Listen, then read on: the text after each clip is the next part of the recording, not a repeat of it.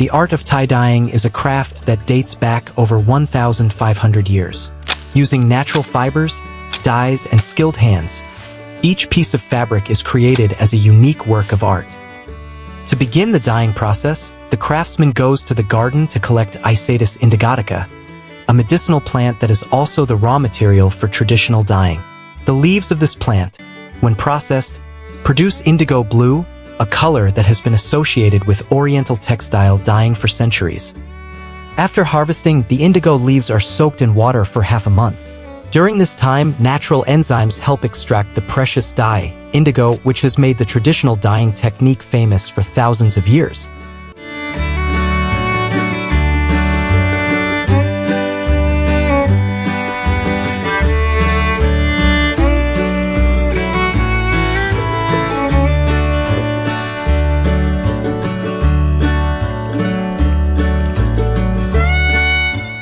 After half a month of soaking, the water turns dark green, indicating that the pigment has been extracted from the leaves. The craftsman removes the residue, then adds lime water and stirs vigorously to activate the precipitation process. Now the mixture is left for 3 days, waiting for the indigo essence to settle to the bottom.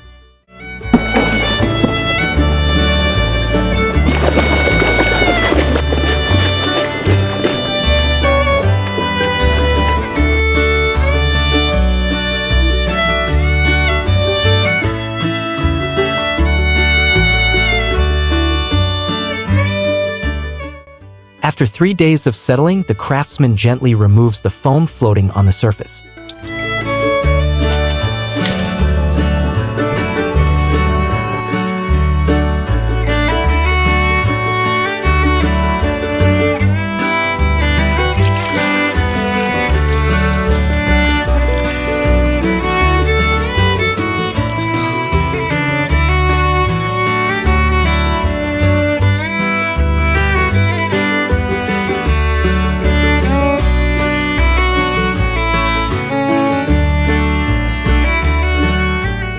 The essence at the bottom is carefully filtered, then put into a large ceramic jar.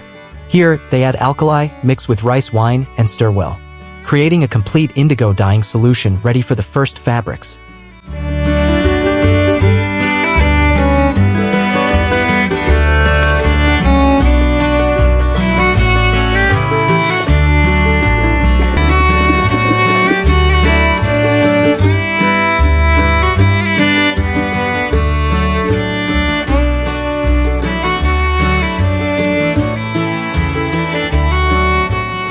After mixing the mixture of indigo leaf residue, lye powder, and alcohol, the worker pours it all into a large tank of water.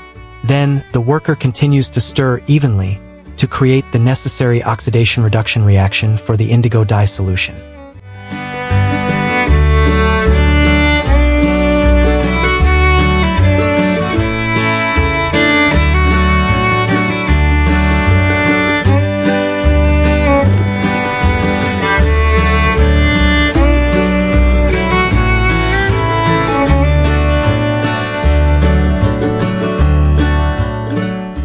Before dyeing, the craftsman carefully folds the fabric into even folds. Using simple needle and thread, they sew each point together.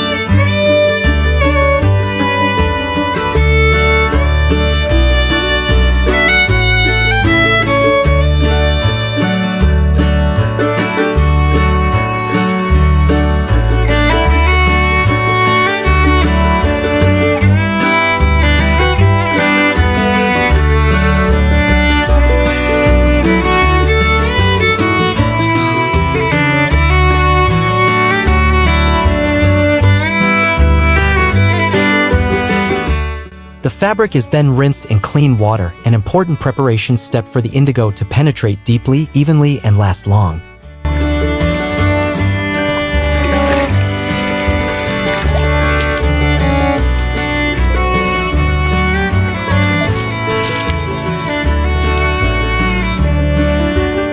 Indigo dye is usually colorless when in water. When the fabric is removed and exposed to air, oxidation occurs, giving it a distinctive blue hue. This is an interesting difference between indigo dyeing and other dyeing methods.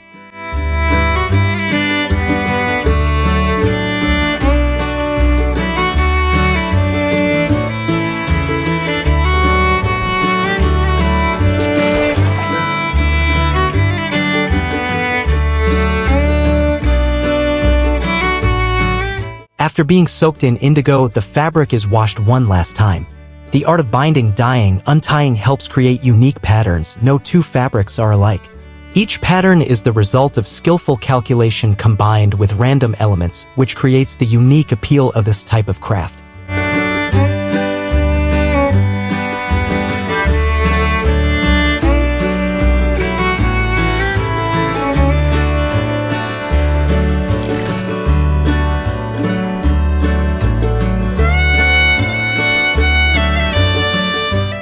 Finally, the fabric is hung out to dry. Drying the fabric is not only the final step in the dyeing process, but also a moment to honor the results of manual labor. Each pattern is exposed as a testament to the beauty of perseverance, meticulousness, and love for the craft.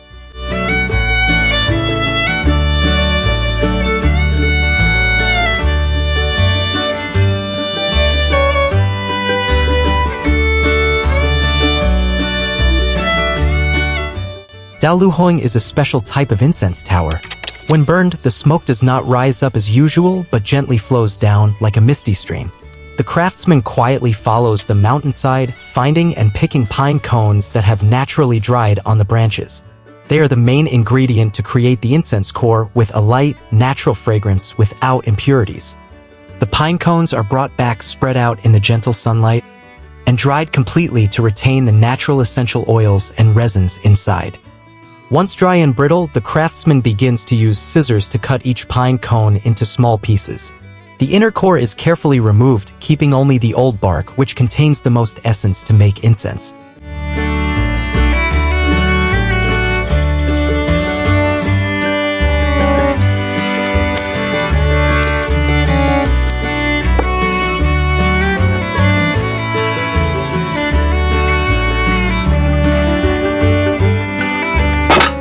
After being pre-processed, the pine pieces will be put into a mortar.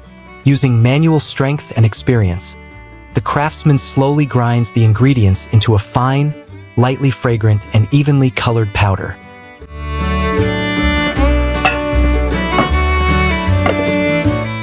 The craftsman uses a manual sieve to remove the rough parts, keeping only the finest powder. The fineness of the powder determines the burning, scent, and even the shape of each stick of Dao Luu Huong later.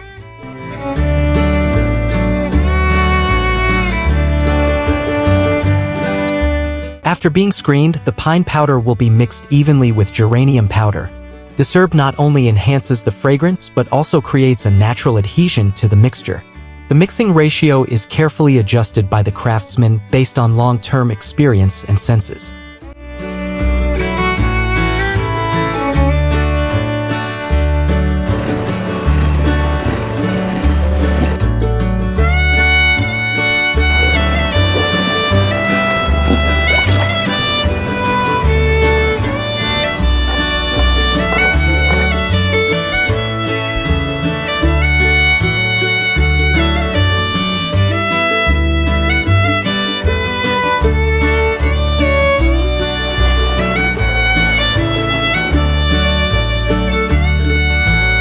The worker mixes well with his hands, kneading little by little until the dough becomes thick, elastic, and completely sticky. The moisture content of the mixture must be just right, not too dry, not too wet, so that it can be shaped without cracking. The dough mixture after kneading will be pressed into small paper molds, in the shape of a regular pyramid. This is the characteristic shape of Dao Luu Huong, allowing the smoke to flow back when burned.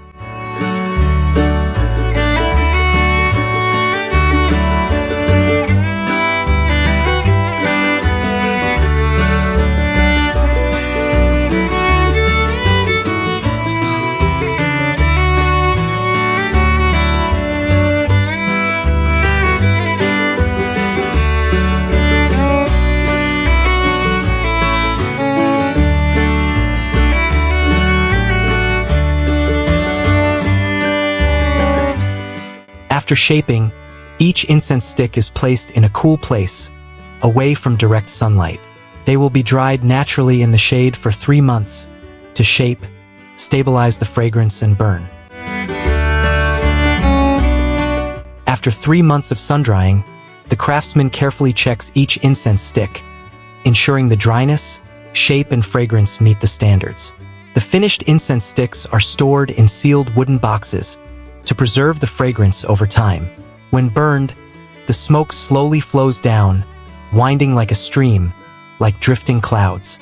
The path of making incense, not only a handmade product, but also an art that touches the serenity of the soul.